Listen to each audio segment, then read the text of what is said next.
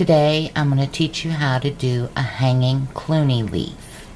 A hanging Cluny leaf is made similar to a Cluny, but it hangs off the edge. Okay, you can connect to it with a join, alright, for if you want to join several motifs together or whatever. But this is the basic principle of a hanging Cluny leaf. Now this is per Dagmar Pizzuto's instructions. She showed this in class a while back, and I'm following her instructions. Now, I have tried this using 2 shuttles, and it doesn't work. Okay, so the way I'm doing it is currently the only feasible way to accommodate the hanging Cluny leaf. So what you're going to need is a ball of thread. And being it's a leaf, I chose green, okay, for my weaving. Now, also, we have our shuttle with some thread on it. This is a blue thread. We also have a purple length of thread. Okay? Now, you can use floss threaders for replacement of the purple thread. That's fine. I've done it with the floss threader and it works.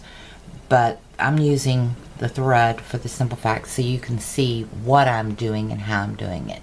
The floss threader doesn't give me enough room to work with in order to show you how to do this.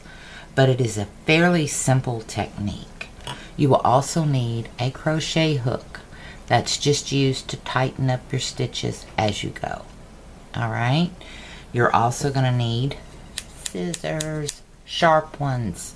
Okay? Because you don't want to fray your thread. Now, let's get on with it. First and foremost, we're going to pull off of the ball of thread about 12 to 18 inches. Not a lot, okay? Because all you're using this for is to weave back and forth. Alright? It's the structure of the leaf. Okay? So you really don't need a whole lot unless you're going to make a super long Cluny leaf. Alright? Now, once you're done, get the ball thread out of your way. Now, we're not using the floss threaders, so those are going out of the way. Alright?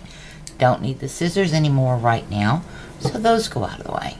So now we're down to our crochet hook, lays right there. Alright?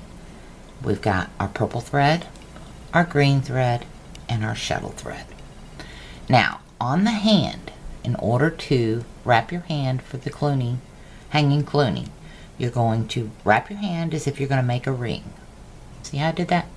And instead of coming up this way to make the ring, you're going to come over your index finger. Alright?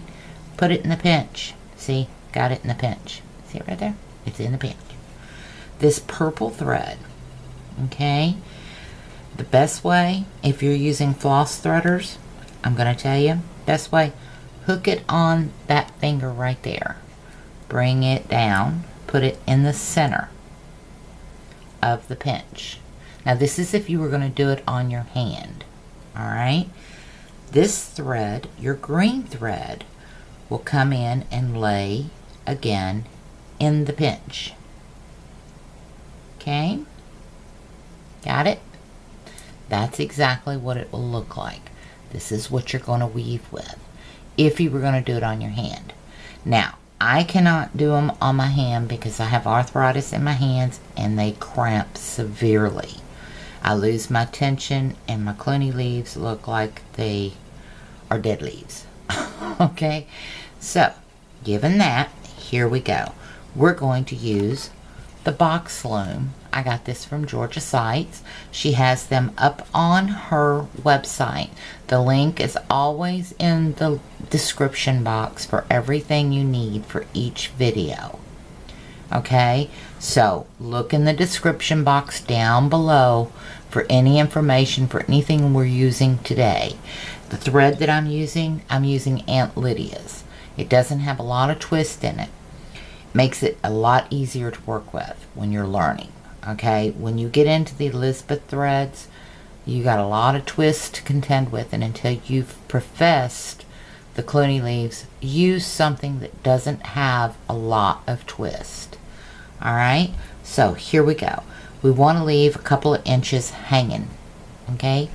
And we're going to wrap that thread that goes to the shuttle around the first and the fourth dowel. All right, bring it into our pinch. Then we're going to take our purple thread, loop it over the center dowels, bring it into the pinch, lay it down. The next thing we're going to get is our green thread. Put it in the pinch. Alright, now I'd pull some so it doesn't get in the way. Now what you're going to do is you're going to take the end of the green thread. You're going to see how it's laying across.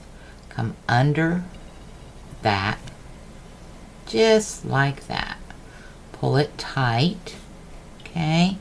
Go over to the other blue thread and go under it, just like that, and pull it tight. Now once you get those two threads together, pull them together. That is your V. You want that, okay? Now, you're going to go under your purple. Pull it up. Don't loop it on the fingernails. It's supposed to be looped on the thread. Go over this blue one, okay, and come up under the blue one and pull it. Now here is where your crochet hook would come in handy. In some threads it's hard to get it tight, so you'd use that crochet hook just like this and pull your stitches down, okay?